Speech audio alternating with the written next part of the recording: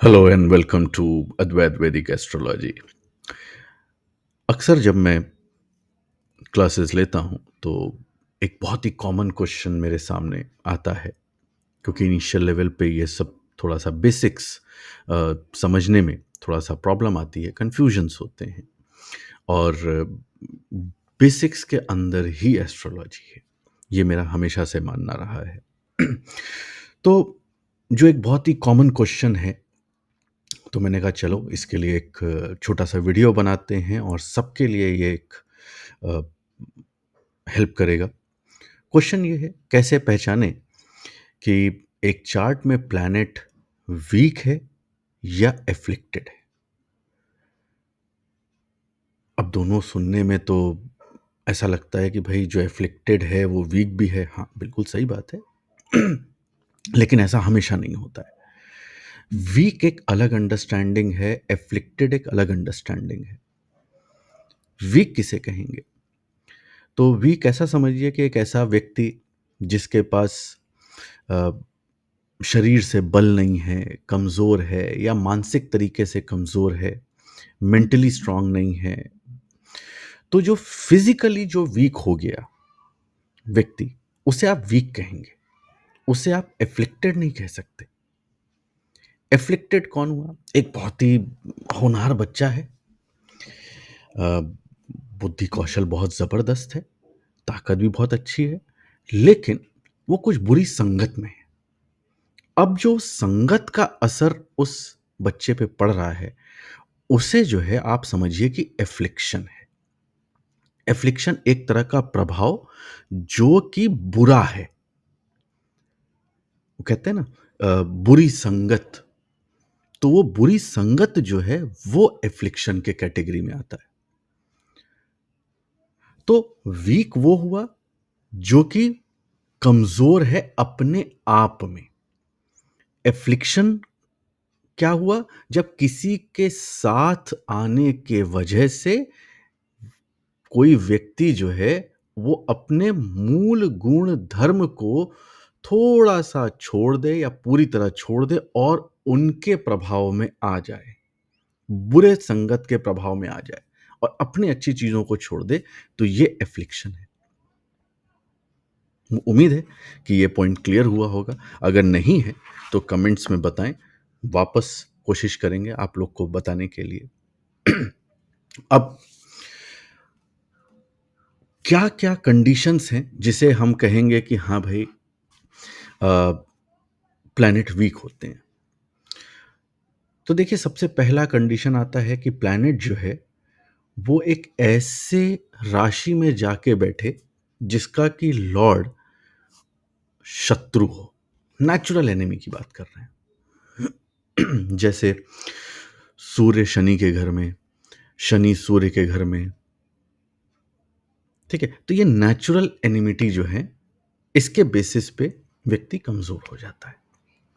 दूसरा क्या है कि प्लैनेट जो है वो अपनी राशियों से, जो भी उसकी राशि है, उससे खराब घरों में बैठ जाए। जैसे मंगल,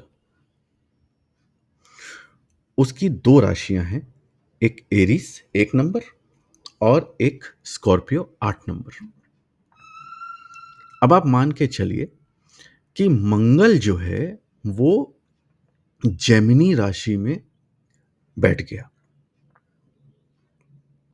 तो अब वो एरीज़ से तीसरा भाव और स्कॉर्पियो से 8वां भाव, अपनी दोनों राशियों से वो एक खराब भाव में जाके बैठ गया है। यहां पे मंगल अब कमजोर माना जाएगा। तीसरा, प्लैनेट जो है, ग्रह जो है, वो अपने नीच के स्थान पे बैठ जाए। उम्मीद करता हूं कि सबको पता होगा नीच स्थान ग्रहों के क्या होते हैं।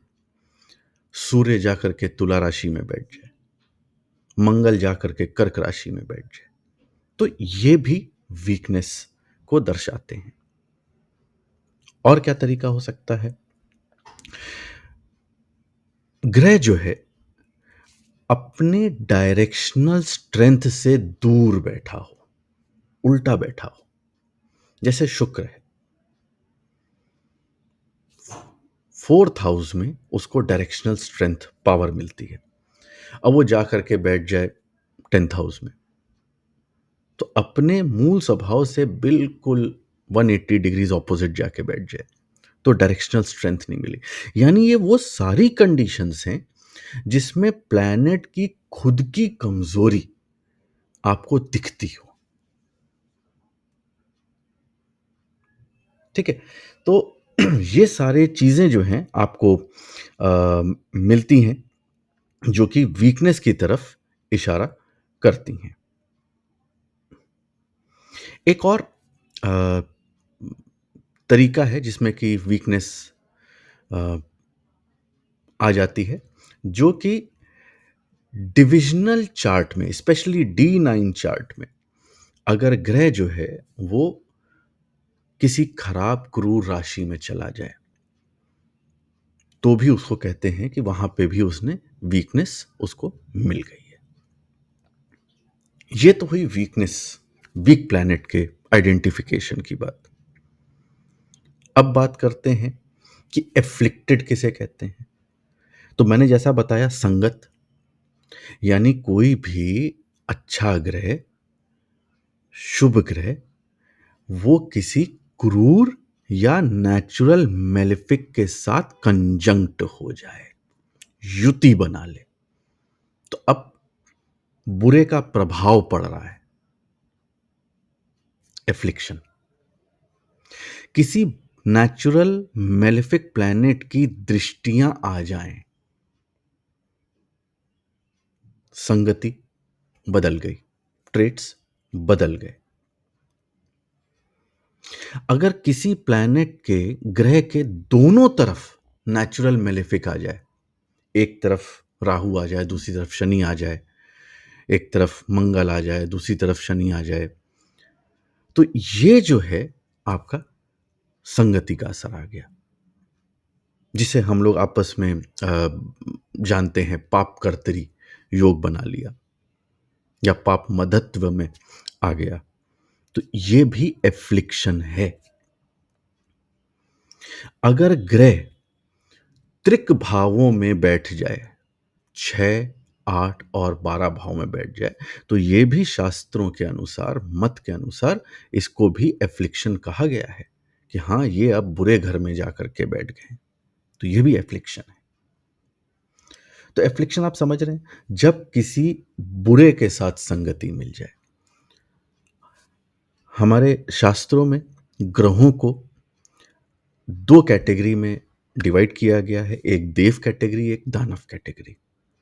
तो ये जो दानव कैटेगरी हैं, ये नेचुरल मेलेफिक के कैटेगरी में ज़्यादा माने जाते हैं, जिसमें शनि, राहु, केतु दानव कैटेगरी से, और देव कैटेगरी में मंगल, ये नेचुरल मेलेफिक प्लैनेट माने गए हैं। तो इनके साथ जब संगति, युति, एस्पेक्ट, दृष्टि, पाप कर्तरी या ग्रहों का 6, 8, 12 में बैठना अगर ये हो, तो इसे एफ्लिक्शन कहा जाता है। इसीलिए कहते हैं कि भाई राहु जिस ग्रह के साथ बैठ जाएगा, नुकसान पहुंचाता है, उस पर एक तरह का छाया ग्रहण लगा देता है, उसके अपने कारक तत्व बाहर निकल के आ नहीं पाते हैं अच्छे, हमेशा एक राहु की छाया बनी रहती है, कुछ ना कुछ गड़बड़ रहता है। ये एफ्लिक्शन है। इस एफ्लिक्शन के वजह से जो ग्रह के मूल गुण तत्व हैं, उसमें जो ऑल्टरेशन आ जाता है, वो रिजल्ट डिटरमाइन करता है प्लैनेट का, और यही आपको पहचानना होता है। नेक्स्ट सेशन में हम यही समझेंगे कि ये गुण तत्व कैसे ऑल्टर होते हैं जब एफ्लिक्शन में प्लैनेट आता है, या जब वीक प्लैनेट होता है तो वो कैसे बिहेव करता है, एफ्लिक्ट होता है तो कैसे बिहेव करता है, और भी इस पे चर्चा करेंगे। आज के लिए उम्मीद करता हूं कि आपको वीक प्लैनेट और एफ्लिक्टेड प्लैनेट का डिफरेंस चार्ट में देख करके तुरंत समझ में आ गया होगा। और अगर आपको कुछ और जानना है, बात करनी है या कोई टॉपिक है जो आप चाहते हैं कि मैं लूँ इसके ऊपर और डिटेल में, तो प्लीज़ कमेंट्स में शेयर करें। तब तक के लिए थैंक यू।